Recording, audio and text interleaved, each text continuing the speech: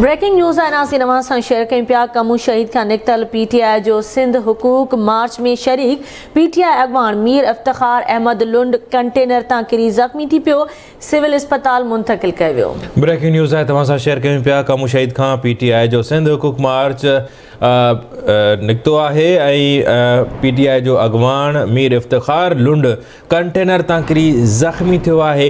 मीर इफ्तिखार लुंड जे ज़ख़्मी थियण जी ख़बर ॿुधंदे ई हलीम आदिल शेख ऐं ॿिया अॻवान सिविल अस्पताल पहुची विया आहिनि। हिकु भेरो ॿीहर ब्रेकिंग न्यूज़ आहे तव्हां सां शेयर कयूं पिया। कमू शहीद खां निकितल पीटीआई जो सिंध हुकूक मार्च में शरीक पीटीआई अॻवान मीर इफ्तिखार लुंड कंटेनर तां किरी ज़ख़्मी थियो आहे, जंहिंखे अस्पताल मुंतकिल कयो वियो आहे। तफ़सील मालूम कंदासीं। मीरपुर माथेले मां आवाज़ जो रिपोर्टर लतीफ़ वसीर असां सलाइन ते मौजूदु आहे। लतीफ़, इन हवाले सां कहिड़ा तफ़सील आहिनि, आगाह कजो।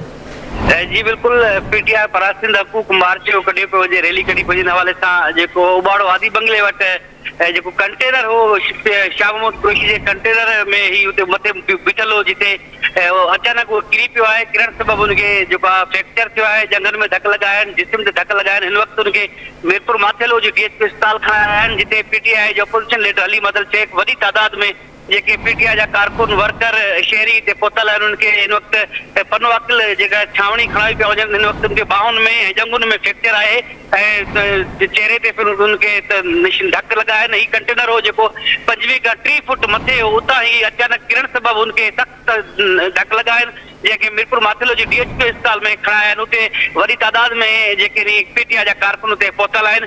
हीउ जेको सिंध हुकूक लॉन्ग मार्च ते अचे पियो, जेको आदि बंगले उबाड़ो भरिसां हीउ वाक़ियो पेश आयो, जंहिंमें पीटीआई जा गुड़ो ज़िले सदर सख़्त ज़ख़्मी थियो आहे। जी वॾी महिरबानी लतीफ़, इन हवाले सां अपडेट करण जे लाइ।